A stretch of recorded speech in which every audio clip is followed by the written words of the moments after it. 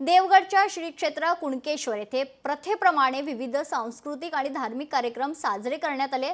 आज 5 दिवसांनी श्रीदेव कुणकेश्वरच्या शिमगोत्सवाची धुळवडीने सांगता करण्यात आली। धुळवडीच्या दिवशी कुणकेश्वर मंदिरात श्रींच्या शिवपिंडीवर उत्सव मूर्तीची स्थापना केली जाते।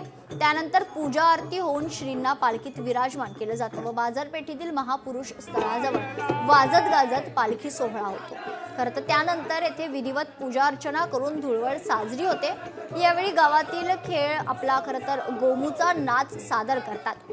तसेच गावचा पारंपरिक खेळ खेळून धुळवड साजरी केली जाते।